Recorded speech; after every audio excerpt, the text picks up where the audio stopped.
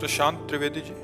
राधे राधे महाराज जी। राधे राधे महाराज जी। महाराज जी, क्या एक हाथी को खिलाने का पुण्य और 1 लाख चींटियों को खिलाने का पुण्य, क्योंकि हाथी की खुराक बहुत होती है, चींटियों की संख्या बहुत होती है, होना खिलाना भावना सेवा में? अगर हाथी में भी भगवान देख के पवारे और चींटी में भी भगवान देख के पवारे तो एक चींटी और एक हाथी के पवाने का बराबर पुण्य मिलेगा।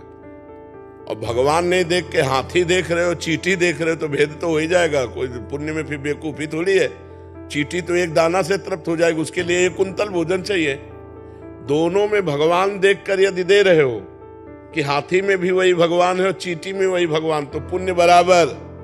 और हाथी को हाथी देखकर चींटी को चींटी देख के तो पुण्य में घाटा। हाथी के पवाने का हाथी का फल मिलेगा और चींटी के पवाने की चींटी का फल मिलेगा। बात समझ में आ रही है? निर्णायक चतुर है। एक हाथी को खिलाते तो 1 आत्मा को पुण्य मिलता, और 10 लाख चींटियों को खिलाते 10 लाख आत्मा। हमारी बात नहीं समझे। 10 लाख आत्मा है ही नहीं, 10 लाख घड़े रखे हैं और एक सूर्य का प्रतिबिंब पड़ रहा है, तो 10 लाख सूर्य हो गए क्या? तो 10 लाख आत्मा है नहीं, आत्मा तो एक है और सब में प्रकाशित हो। चूंकि हम अज्ञान में है ना, इसलिए समझ नहीं पाते। हमने जो पहला शब्द कहा, जो भगवान हाथी में है वही चींटी में है, अगर ये भावना करके हम पाते हैं तो बराबर फल मिलेगा, क्योंकि वही आत्मा है।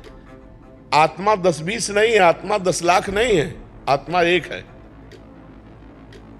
देखो, अब आपसे कहें कि ये 5-7 बिजली है, आप हमको क्या कहोगे? बिजली तो एक ही है ना? यंत्र के कारण उसका प्रभाव अलग अलग है। हीटर यंत्र है तो गर्मी फेंक रही, पंखा है तो हवा फेंक रही, एसी है तो ठंडा फेंक रही, लेकिन बिजली बस, ये खोपड़ियां अलग अलग हैं, बिजली एक है इनमें। जो बिजली है इनमें वो परमात्मा है, वो एक आत्मा है, एक वाहे गुरु है, वो एक है, वो अनेक नहीं है। बहुत अच्छे से समझ लीजिए, अगर हम भगवत भाव से किसी को पवाते हैं तो चाहे चींटी को पवाएं चाहे हाथी को पवाएं, हमें बराबर लाभ मिलेगा।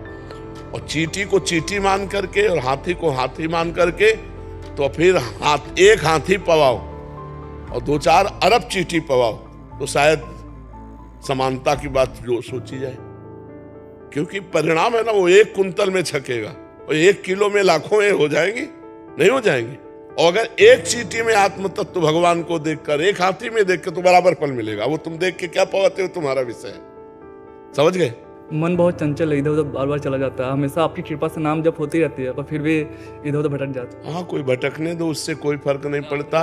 मन जाने से हमारी हानि नहीं है, मन के अनुसार तन जाने से हानि है। मन हमारा कह रहा है खा लो, हम नहीं खाए, कोई फर्क नहीं पड़ा। अब मन कह रहा है खा लो, हमने खा लिया, अब फर्क पड़ जाएगा। तो मन जो कहे तो वो तो कहेगा, उसका स्वभाव है। जब तक भगवत प्राप्ति नहीं हो जाएगी तब तक वो कहेगा। तो मन के कहने के अनुसार हम क्रिया ना करें तो मन से हमारी कोई हानि नहीं है। वो धीरे धीरे आ जाएगा, लाइन में आ जाएगा। खूब नाम जप करते रहो। मन के अनुसार क्रिया कर दी तो फिर नहीं आएगा, फिर तो और भटकना शुरू हो जाएगा। क्रिया को रोकना है मन के अनुसार।